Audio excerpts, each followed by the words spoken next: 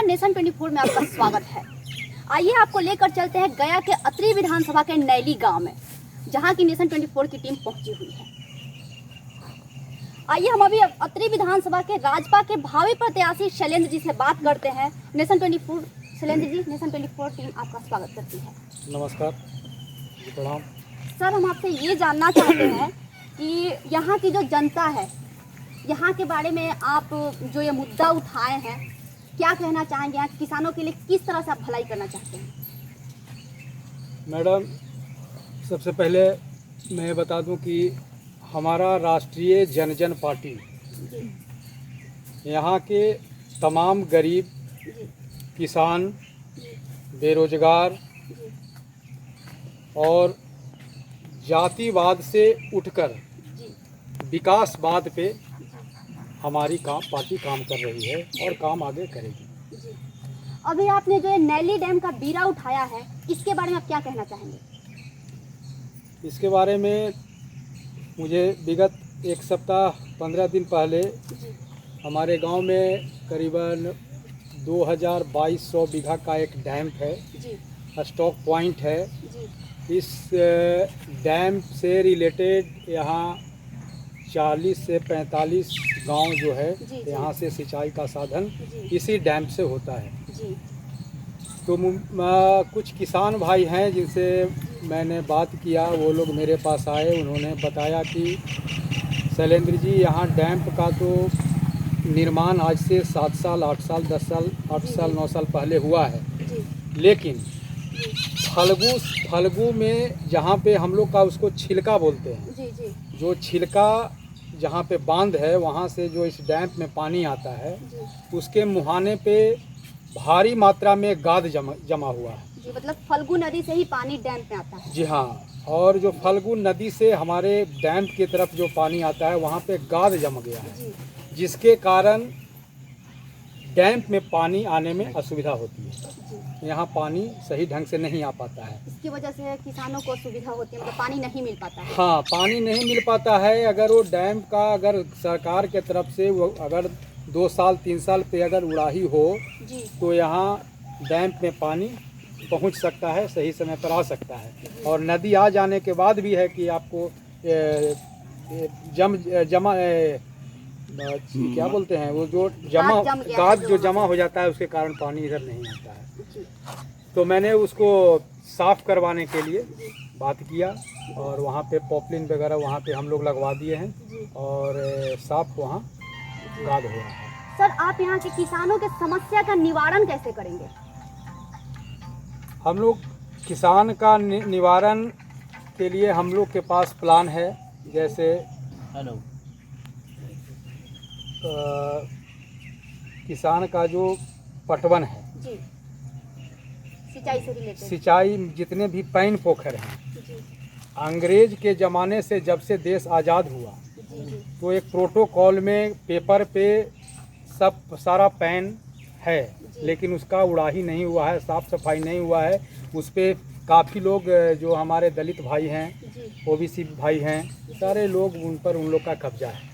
इसके कारण है कि वो सफाई अभी कभी उसमें नहीं हुआ। सर, आपसे यहाँ की जनता काफ़ी उम्मीदें लगाई हैं, आप इनकी उम्मीदों पे कैसे खड़े उतरेंगे? हम उम्मीद पे मैडम, यहाँ देखिए, मैं आपको एक बात बताना चाहता हूँ। हमारे के यहाँ जो पॉलिटिकल जितने भी पार्टियाँ हैं, यहाँ होता क्या है कि आपको जो जनप्रतिनिधि हैं, एक है काम होना चाहिए अपने क्षेत्र में। काम यहाँ कुछ नहीं होता है। यहाँ सिर्फ है कि जातिवाद, अगड़ा जाति, पिछड़ा जाति, ओबीसी, बैकवर्ड, फॉरवर्ड, इलेक्शन के पहले से है कि ये सब शुरू हो जाता है। मतलब जातिवाद को लेके यहाँ की सोच काफ़ी पिछड़ी हुई है। जी हाँ। सर, यहाँ पे जो अतरी विधानसभा है, आपने यहाँ पे विकास करने के मतलब क्या क्या योजनाएं आपके दिमाग में चल रही हैं? हमारे दिमाग में योजना है, जैसे सबसे पहले स्मार्ट फार्म, पशु का आपका दूध उत्पादन केंद्र, ये सब वगैरह वगैरह। सर, यहाँ की जो अभी फिलहाल की विधायिका हैं कुंती देवी जी, उन्होंने यहाँ की जनता के लिए क्या क्या किया, क्या कुछ नहीं किया, क्या आप इसके बारे में बताना चाहेंगे? अब यहाँ तो जनता से ही आप पूछ सकते हैं। यहाँ तो हम लोग को जो जानकारी है अभी तक कुछ काम यहाँ नहीं हुआ है। रोड सड़क हो या किसान का सिंचाई का मामला हो, किसी तरह से यहाँ आपके नज़र में मतलब वो एक बार भी यहाँ की जनता से मिलने आई हो या फिर उनका हालचाल पूछी हो? नहीं, कोरोना जैसा महामारी में तो हम लोग रोड पर आकर के हम लोग दलित हो महादलित हो सारे में हम लोग अनाज का वितरण किए, लेकिन हम लोग को कहीं से पूछते थे हम लोग कि क्या आपकी जो जनप्रतिनिधि हैं विधायिका जी हैं यहाँ आई हैं कि नहीं आई, तो कहीं से कुछ पता नहीं चला। सारे लोग से यही कि नहीं यहाँ अभी तक हमारे यहाँ कोई, मतलब ऐसी महामारी में भी वो अपने घर में ऐशो आराम की जिंदगी जी रही हैं और यहाँ पे गरीब भूखे मर रहे हैं, फिर भी कोई हाल चाल लेने वो नहीं आई जी नहीं। अच्छा सर, यहाँ के जो युवा हैं, आजकल युवा पीढ़ी काफ़ी आगे बढ़ रही है, युवाओं के बारे में आप क्या सोचे हैं? मतलब जो कुंती जी ने नहीं किया, आप युवाओं के बारे में क्या करना चाहेंगे कि कैसे युवा वर्ग आगे बढ़े? युवा वर्ग के लिए हम लोग का मेन मुद्दा है लघु उद्योग। यहाँ हम लोग छोटे छोटे स्तर पे लघु उद्योग का विस्तार करने के लिए सोचे हैं कि हम लोग को अगर यहाँ की जनता एक बार मौका देती है तो हम लोग लघु उद्योग जैसे मोमबत्ती का फैक्ट्री हो, पाइप का फैक्ट्री हो, रिंग का फैक्ट्री हो, छोटे छोटे जहाँ की जो इन्वेस्टमेंट 8 लाख से 10 लाख 12 लाख का जो होता है, इस टाइप से हम लोग इस अभियान पे काम करेंगे कि छोटे छोटे उद्योग हो, ताकि जो है इस सरकार में जिसको प्रवासी का संज्ञा दिया गया, जो हमारे अतिरिक्त क्षेत्र के हैं उनको दिल्ली बॉम्बे कलकत्ता मद्रास जो कमाने जाते हैं, हम लोग को अगर एक बार यहाँ सेवा करने का मौका मिलता है तो हम लोग अतिरिक्त क्षेत्र के जो डे टू डे एक्टिविटी जो रोज मजदूर का काम करते हैं, किसी भी क्षेत्र के आदमी को हम लोग दिल्ली कलकत्ता मद्रास नहीं जाने देंगे, इसकी गारंटी है। मतलब वो अपना कहीं भी पलायन करके नहीं जाए, जैसे कि कोरोना महामारी में उन सबको यहाँ से प्रवासी मजदूर जो आए थे उनको काफी दिक्कत हुई थी, काफी। तो इसके लिए गांव में ही आप ये सब सुविधा देना चाहेंगे, जैसे कि वो कहीं बाहर ना जाना? क्षेत्र में ही। अब मैडम देखिए, अब हम लोग को जो अपने बस की बात रहे जिसपे हम लोग काम करें वही मैं आपसे बता सकता हूँ। अब ये नहीं है कि मैं टाटा बिरला अंबानी हूँ कि 400 करोड़ 500 करोड़ का फैक्ट्री लगा दूँ। अब ये भी जो मैं लघु उद्योग का करूँगा, सरकार के पास ऐसा बहुत कुछ है, प्रधानमंत्री का भी मुद्रा लोन का है, इसमें मुद्रा लोन का है कि 10 लाख रुपये आपको बिना गारंटी का है, आप लघु उद्योग बढ़ावा के लिए आप दे सकते हैं। लेकिन यहाँ के जनप्रतिनिधि किसी को मालूम ही नहीं है। जैसे कि आपका यहाँ बैकवर्ड फॉरवर्ड की बात होती है, अब यहाँ रामविलास पासवान हो या जीतन मांझी हो या उपेंद्र कुशवाहा हो, आज तक हम लोगों ने नहीं देखा कि किसी पासवान के टोली में, किसी चौधरी के टोली में उन्होंने बता रहे हो ये आपके लिए रिजर्वेशन का क्या है। उनको का खबर नहीं मालूम है कि रिजर्वेशन किस चिड़िया के नाम है, और जो बड़े बड़े नेता हैं उसका फ़ायदा उठा रहे हैं। आज भी देश जब आज़ाद हुआ है उस समय से आज तक हम लोग, आप चलिए हमारे साथ, आपको हम दिखाते हैं अतरी में, अभी पहाड़ के किनारे जो बेचारे कोरोना जैसा महामारी में एक टाइम का चूड़ा गला करके 3 टाइम वहाँ भोजन वो लोग कर रहे थे।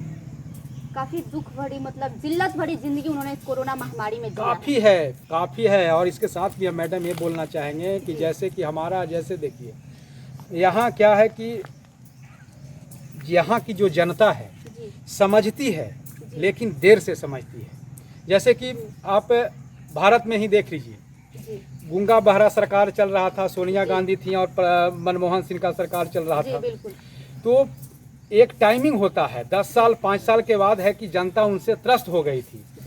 नरेंद्र मोदी जी माननीय प्रधानमंत्री की गुणवत्ता को लोग नहीं जान रहा था, लेकिन उस समय बदलाव चाहिए था कि यहाँ कोई न कोई बदलाव हो, नया चेहरा। वही हाल अभी बिहार में है। जैसे कि सर नीतीश जी ये दावा करते हैं कि सुशासन की सरकार यहाँ पे है, क्या यहाँ पे उनके सुशासन की सरकार में इस गांव को कोई लाभ मिला है, कोई सुविधा? देखिए, सुशासन की बात जहाँ आप बोल रही हैं तो सुशासन का जो भी काम है वो सब कागज पे है, प्रैक्टिकली रूप में अगर जमीन पे देखा जाए तो कुछ नहीं है।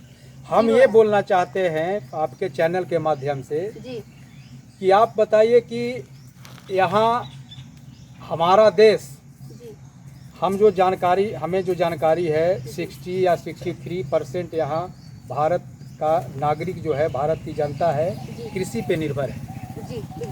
यहाँ का किसान अपना दिन रात शरीर मेहनत करके, रट के, मर के, खून पसीना करके वो अपना खलिहान तक अपना अनाज लाने के पहले तक सांप बिच्छा तक से कटवाता है खेत में।